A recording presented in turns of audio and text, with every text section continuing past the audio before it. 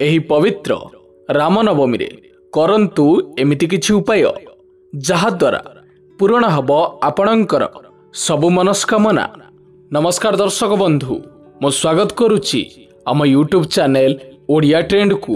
ଦର୍ଶକ ବନ୍ଧୁ, ହିନ୍ଦୁ କ୍ୟାଲେଣ୍ଡର ଅନୁଯାୟୀ ଏହି ପବିତ୍ର ରାମନବମୀ ପର୍ବ ଚୈତ୍ର ମାସର ଶୁକ୍ଳପକ୍ଷ ନବମ ଦିନରେ ପାଳନ କରାଯାଏ।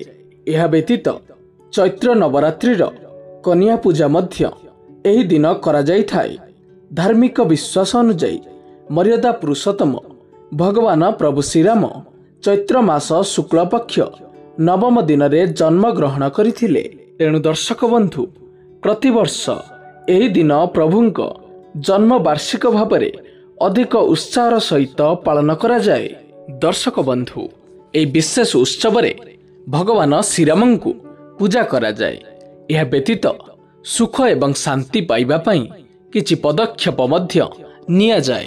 ଦର୍ଶକ ବନ୍ଧୁ, ବିଶ୍ୱାସ କରାଯାଏ ଯେ ଏହି ଦିନ କିଛି ଏମିତି ଉପାୟ କରିବା ଦ୍ୱାରା ଜୀବନରେ ସୁଖ ସମୃଦ୍ଧି ଆସିଥାଏ। ତେବେ ଦର୍ଶକ ବନ୍ଧୁ, ଆସନ୍ତୁ ଜାଣିବା ଏହି ଚମତ୍କାର ପ୍ରତିକାର ବିଷୟରେ, ଯାହାକୁ କରିବା ଦ୍ୱାରା ଆପଣଙ୍କ ଉପରେ ପ୍ରଭୁ ଶ୍ରୀରାମଙ୍କର କୃପା ଦୃଷ୍ଟି ପଡ଼ିବା ସହିତ ଧନ ଏବଂ ଯଶର ଲାଭ ମଧ୍ୟ ହୋଇଥାଏ। ଦର୍ଶକ ବନ୍ଧୁ, ପ୍ରଥମ ପ୍ରତିକାରଟି ହେଉଛି, ଯଦି ତୁମେ ତୁମର କାର୍ଯ୍ୟରେ ସଫଳ ହୋଇନାହଁ ତେବେ ରାମନବମୀ ଉପରେ ଭଗବାନ ଶ୍ରୀରାମଙ୍କୁ ପୂଜା କରିବା ସମୟରେ ଚନ୍ଦନ ତିଲକ ଲଗାନ୍ତୁ। ଦର୍ଶକ ବନ୍ଧୁ, ପ୍ରକୃତ ହୃଦୟରେ ଶ୍ରୀରାମଙ୍କର ସ୍ତୁତି ପଢ଼ନ୍ତୁ। ବିଶ୍ୱାସ କରାଯାଏ ଯେ ଏହା କରିବା ଦ୍ୱାରା ବ୍ୟକ୍ତିର ସମସ୍ତ କାର୍ଯ୍ୟରେ ସଫଳତା ପାଇଥାଏ। ଦର୍ଶକ ବନ୍ଧୁ, ଭଗବାନ ଶ୍ରୀରାମ ହେଉଛନ୍ତି ଭଗବାନ ବିଷ୍ଣୁଙ୍କ ସପ୍ତମ ଅବତାର। ବିଶ୍ୱାସ କରାଯାଏ ଯେ ଭଗବାନ ବିଷ୍ଣୁ ହଳଦିଆ ଫୁଲକୁ ବହୁତ ଭଲ ପାଆନ୍ତି।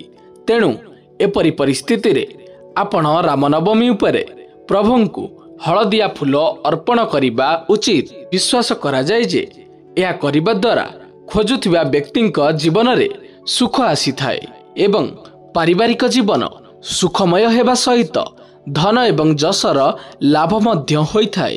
ଦର୍ଶକ ବନ୍ଧୁ, ଏହା ବ୍ୟତୀତ ଆପଣ ରାମନବମୀ ଉପରେ ଆପଣଙ୍କର ଭକ୍ତି ଅନୁଯାୟୀ ଗରିବ ଲୋକଙ୍କୁ ପୋଷାକ ଏବଂ ଖାଦ୍ୟ ମଧ୍ୟ ଦାନ କରିପାରିବେ। ଦର୍ଶକ ବନ୍ଧୁ, ବିଶ୍ୱାସ କରାଯାଏ ଯେ ଏହି ପ୍ରତିକାର କରିବା ଦ୍ୱାରା ଭଗବାନ ଶ୍ରୀରାମ ଅତ୍ୟନ୍ତ ପ୍ରସନ୍ନ ହୁଅନ୍ତି ଏବଂ ବ୍ୟକ୍ତିର ଜୀବନରେ ଧନ ଏବଂ ଯଶର ଲାଭ ହେବା ସହିତ ପାରିବାରିକ ଜୀବନ ସୁଖମୟ ହୁଏ। ଦର୍ଶକ ବନ୍ଧୁ, ଯଦି ତୁମେ ଧନ ଅର୍ଜନ କରିବାକୁ ଚାହୁଁଛ ତେବେ ଏହି ପବିତ୍ର ରାମନବମୀରେ ରାମ ମନ୍ଦିର ଯାଇ ପତାକା ଦାନ କର ଏବଂ କ୍ଷୀରରେ ସାଫ୍ରନ ମିଶାଇ ପ୍ରଭୁଙ୍କୁ ଅଭିଷେକ କର। କୁହାଯାଏ ଯେ ଏହି ପ୍ରତିକାର କରିବା ଦ୍ୱାରା ଆର୍ଥିକ ଲାଭ ହେବାର ସମ୍ଭାବନା ଥାଏ। ତେବେ ଦର୍ଶକ ବନ୍ଧୁ, ଭିଡ଼ିଓଟି ଯଦି ଭଲ ଲାଗିଛି ତ ଭିଡ଼ିଓଟିକୁ ଲାଇକ୍ ଟିଏ କରି ଚ୍ୟାନେଲଟିକୁ ସବସ୍କ୍ରାଇବ୍ ଅବଶ୍ୟ କରନ୍ତୁ। ଧନ୍ୟବାଦ।